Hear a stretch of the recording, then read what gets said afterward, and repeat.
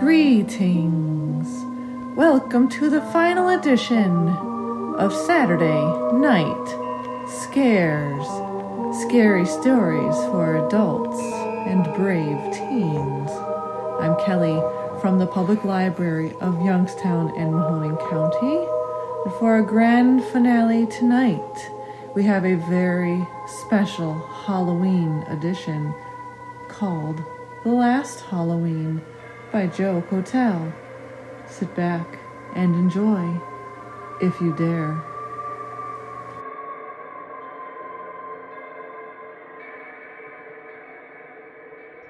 Jessica shivered a little and pulled her hood over her head. Standing on the damp grass on a dark, chilly night, wind swirling around her, she wondered why she came here every year. It never made anything better. She knelt down closer to the tombstone, shined her flashlight through the fog, and glided her fingers over the letters.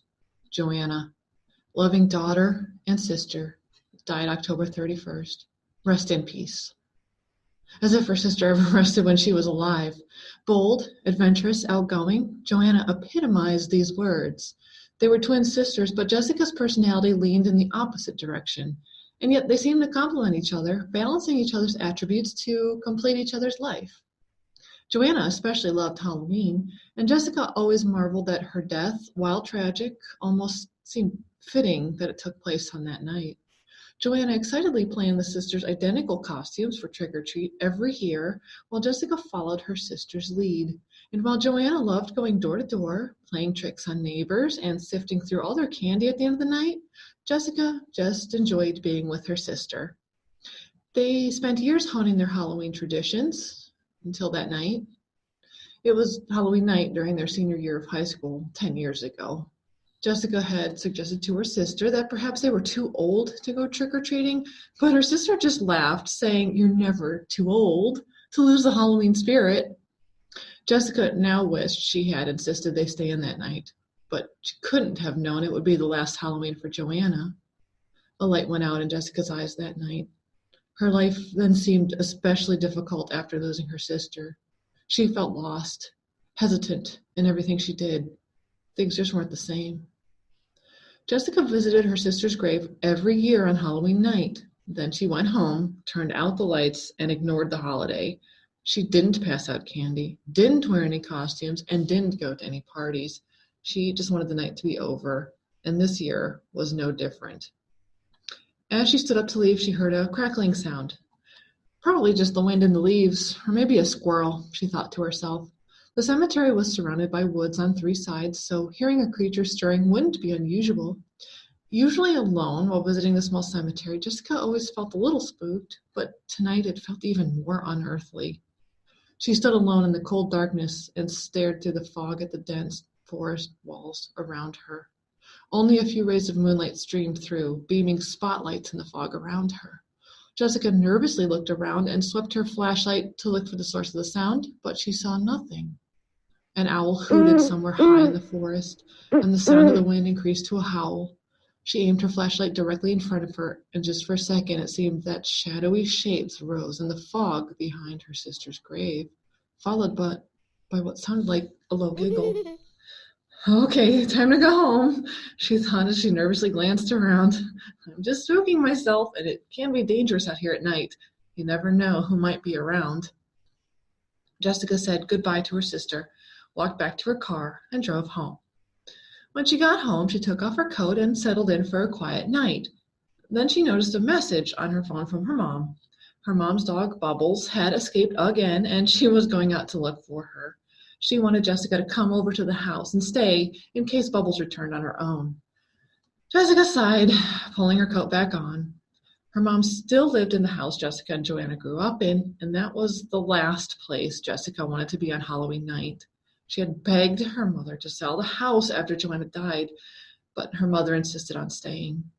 The memories of Joanna that encompassed Jessica's mind when she was in the house haunted her, but the memories seemed to be a source of comfort for her mom, and Jessica couldn't begrudge her that, but she tried to spend as little time there as possible when she moved out after high school. She arrived at her mom's house a few minutes later and was surprised to find her mom had decorated for Halloween. She knew her mom enjoyed Halloween almost as much as the twins, but didn't think she celebrated any longer. Spotlights bathed the house in green light, and strings of orange light wove around the stair and porch rails. Distinctively carved pumpkins lined the walkway and steps leading up to the front porch. The pumpkins formed a spectrum of faces, beginning as goofy and happy, then progressing to evil, menacing grins, and finally ending in horrified and frightened faces. That made Jessica quicken her pace as she moved through the path and up the stairs leading to the front door.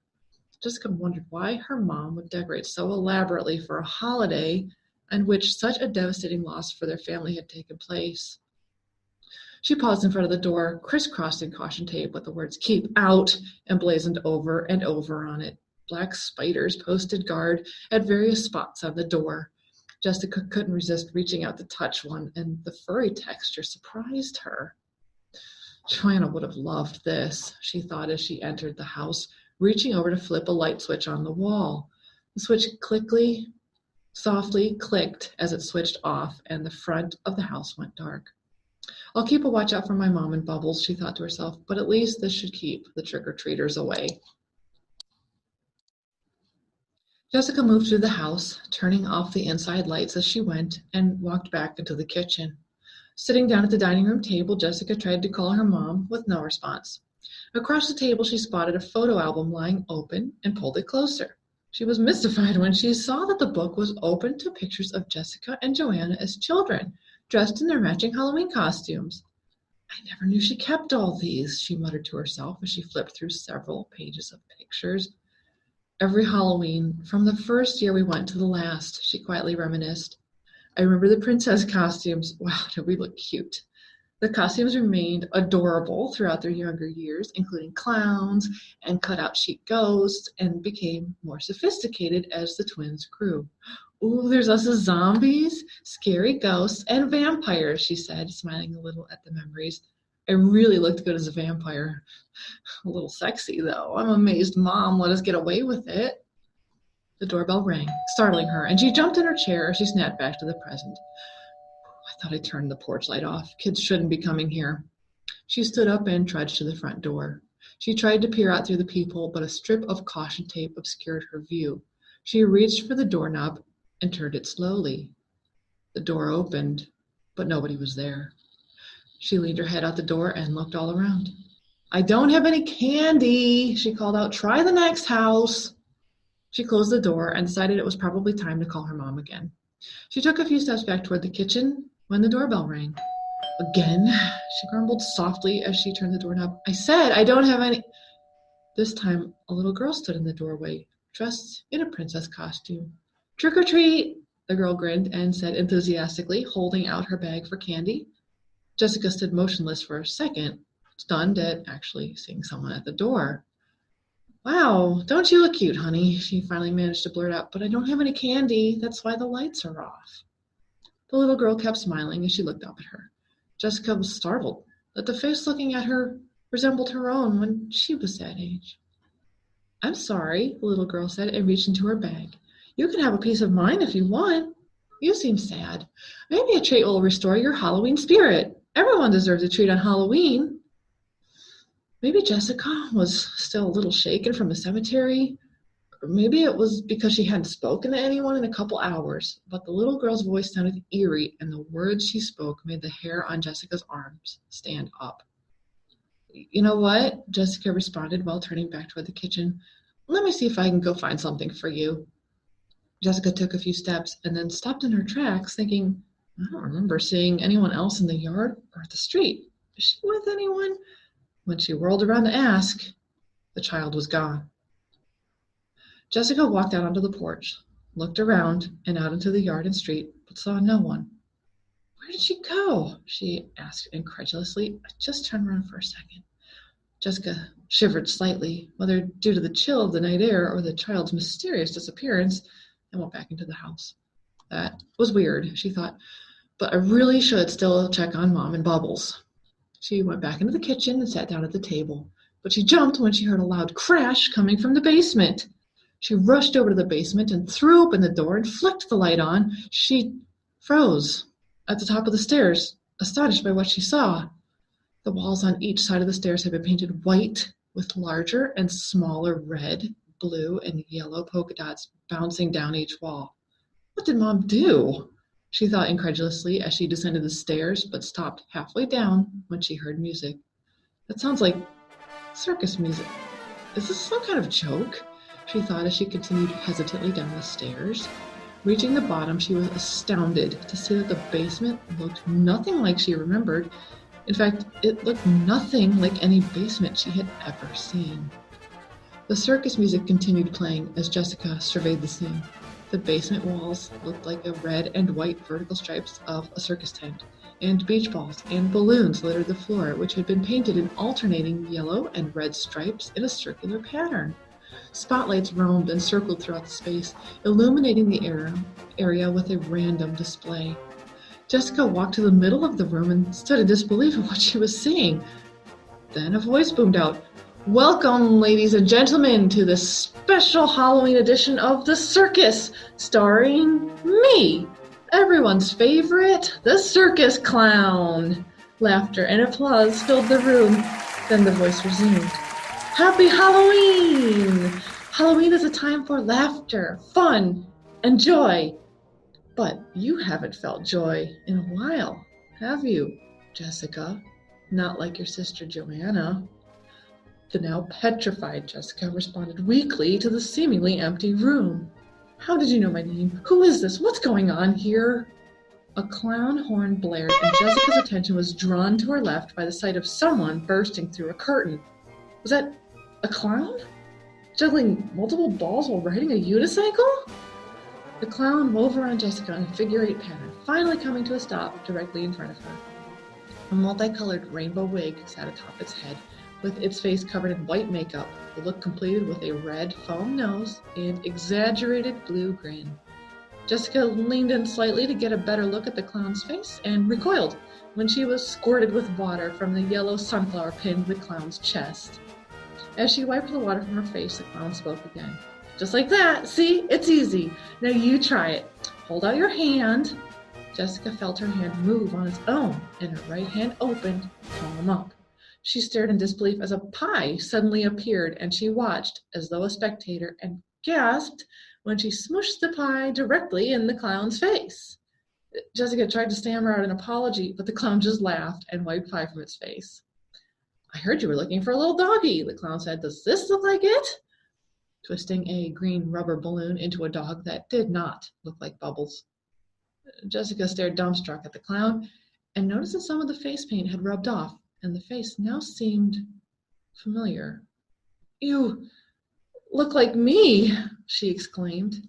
The clown smiled soothingly to her and replied, "I am you, only I have the joy you lost a long time ago." Jessica's mind flashed back to her and her sister dressed in their clown costumes and smiled, remembering how much fun that night was. The clown reached up to Jessica's face and gently pinched her nose, which transformed into a round, red clown nose that responded with a honk. "I can restore your joy tonight. Together we can make Halloween fun for you again." Jessica looked around at her surroundings, music still playing in the background, and turned back to the clown. "No," Jessica replied angrily. "You're crazy." She pushed the clown away and ran toward the stairs. "This is all crazy!" The clown responded only with laughter, a laugh that seemed to echo and through her mind. Jessica furiously raced up the stairs as she heard the sound of the clown's floppy shoes sprinting after her, popping balloons and getting closer and closer. The sound followed her up the stairs, but Jessica reached the top first and slammed the door closed behind her, locking it as quickly as she could. Her mind started racing, focused on getting away from this crazy nightmare. Her instincts from her childhood kicked in, leading her to her old bedroom. She rushed into the room, closing the door behind her. She reached to turn on the light, and it sparked on for a second, buzzed angrily, and fizzled out. After a few seconds in the dark, candles set around the room flickered to life, illuminating the room in a warm, soft glow. It took a second for Jessica's eyes to adjust to the light, and then she saw a large mahogany coffin sitting on a raised platform where her old bed had been. As she looked around the room, she glanced down at the gray carpeted floor, then up to white base molding circling the bottom of the walls, painted a deep black, over to thick, plush, wine-red velvet curtains covering the windows, up to ornate white crown molding around the top of the walls, underneath the bronze-tiled ceiling. My room never looked like this, she thought to herself as her eyes nervously returned to the coffin. I wonder what's in there. Low strains of a pipe organ began to play, and a sultry voice called out, "Come, set me free. Just open the lid." Jessica felt an urge to obey the voice. She tried to resist, but found herself walking timidly toward the coffin. She watched as her hands reached out and took hold of the edge of the lid. No, no, no! She tried to control her hands with her voice as she watched her hands begin to lift the lid off the coffin. Please, stop! Her hands continued, despite her protests, until the lid was lifted off and thrust over top of the coffin, landing on the floor with a loud thud. Jessica placed her hands on the edge of the coffin, held her breath, and cautiously peeked inside. The coffin was empty. Shock quickly gave way to relief, and Jessica exhaled loudly. Then from behind, she heard the sounds of wings flapping. The flapping seemed to move downward behind her, followed by 2 soft thumps on the floor. Jessica felt the presence of another person standing behind her, and she apprehensively remained still, unable to move.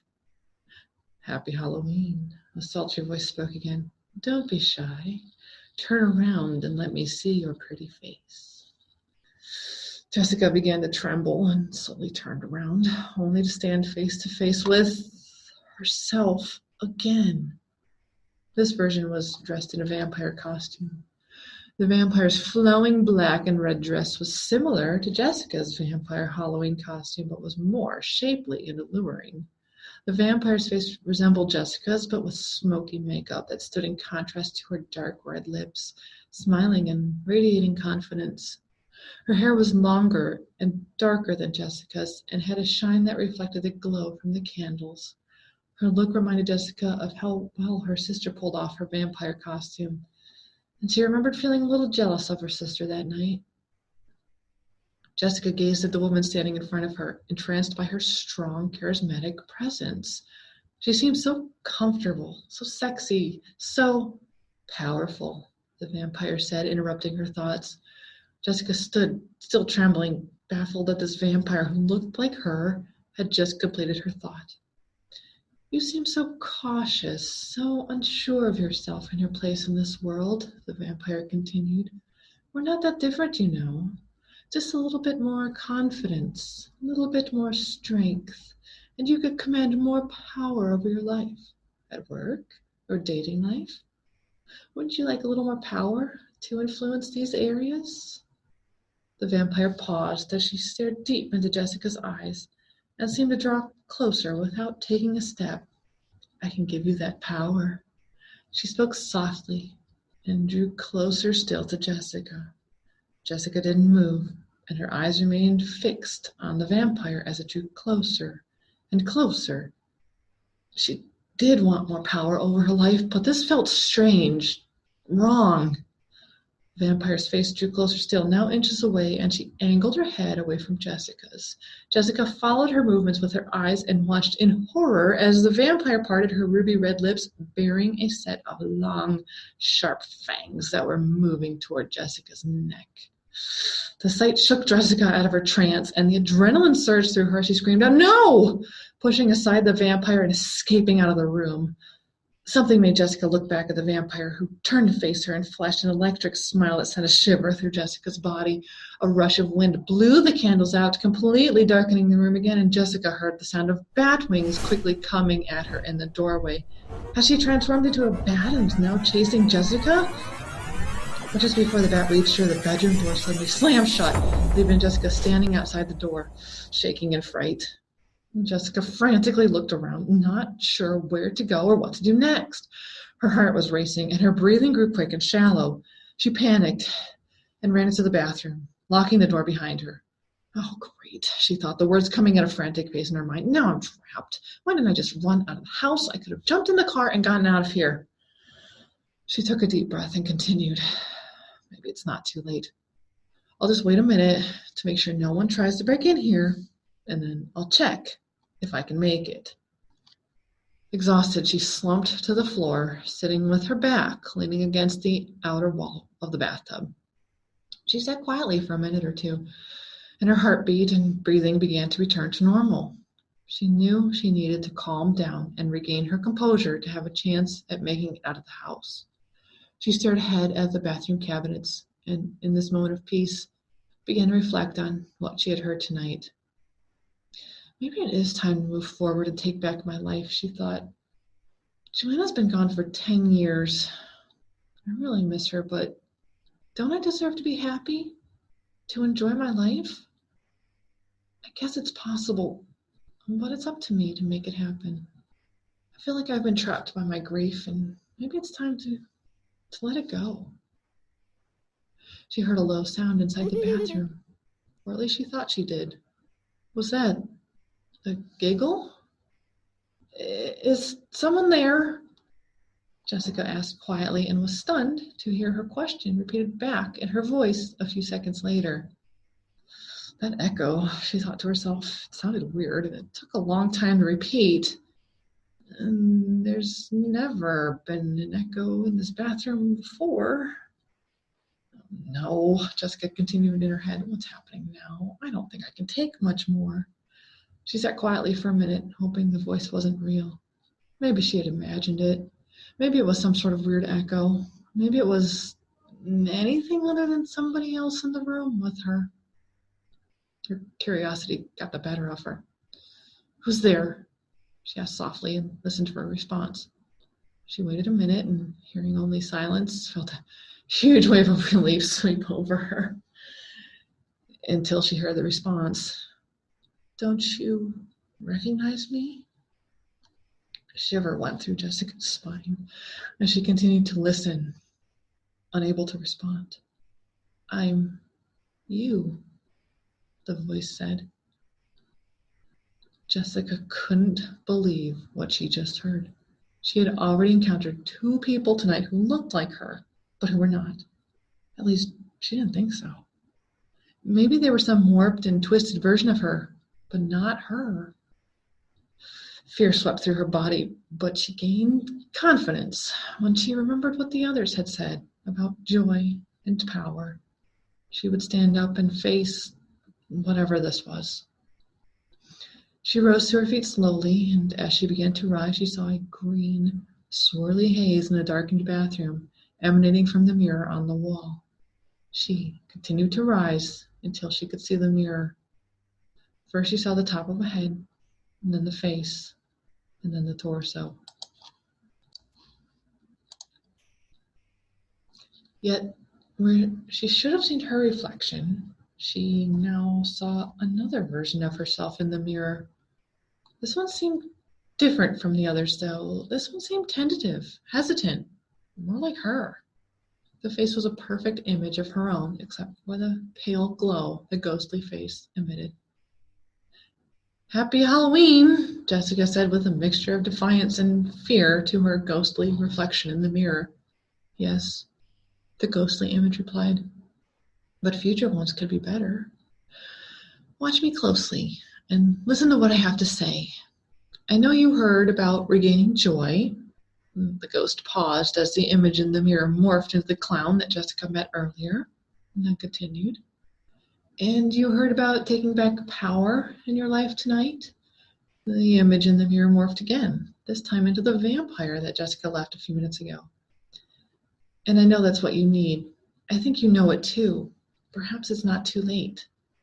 The image in the mirror reverted back to her ghostly image. It's Halloween, where anything can happen. Your sister Joanna was always full of life, brimming with joy and confidence. I know her death was difficult for you, but I can restore your joy and power and the freedom that comes from them.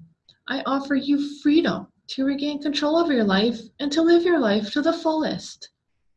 What do I have to do? Jessica responded skeptically. Put on a wig and big floppy shoes and let the vampire bite me? No, the ghost laughed in response. You already have the joy and power inside you, and hearing about it has stirred it up. The only thing left is for you to believe it, and you can leave here empowered.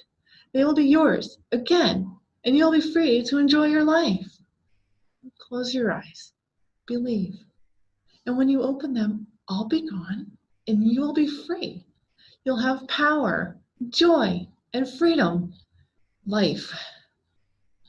Jessica reluctantly closed her eyes, and her mind wandered to Halloween nights she spent with her sister. She sensed something happening, and her body felt unexpectedly lighter. Something was different.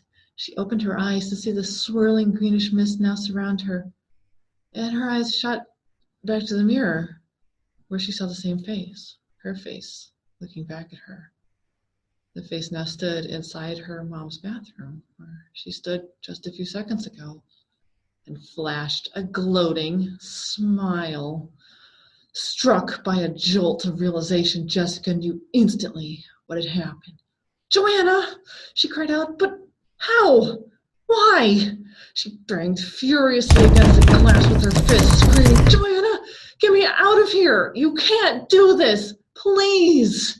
Joanna ignored her and looked down over her new body. She shook her arms and legs out. I'll have to adjust to having a physical body again. Being in that place, it feels like it's been forever. It's like being stuck in nowhere. You can see everything happening, though, and for years I've watched you. There's nothing you can do in, where you are now. You don't eat, you don't sleep, you're just there. It doesn't take long to drive you mad. But you'll find out," she said with a snort. "Tonight, something happened when you were at my grave. I could feel your pain and grief. It seemed to grow every year, along with my desperation to get out of here. Somehow we connected again in a way that I was able to manipulate things in the real world. I'm sorry, Jessica, but I've watched you the past 10 years struggle and flail at life. You don't deserve your life. You don't appreciate it. You aren't living. I'll make things better. I'll do it right. Even Mom will probably be happier again." Jessica stared at her sister blankly, and a tear ran down her cheek. "Joanna, how could you?" she whispered, and watched in horror as her sister turned to leave the bathroom. Joanna stopped, looking back at her sister inside the mirror one last time. "Oh, I almost forgot. Happy Halloween!"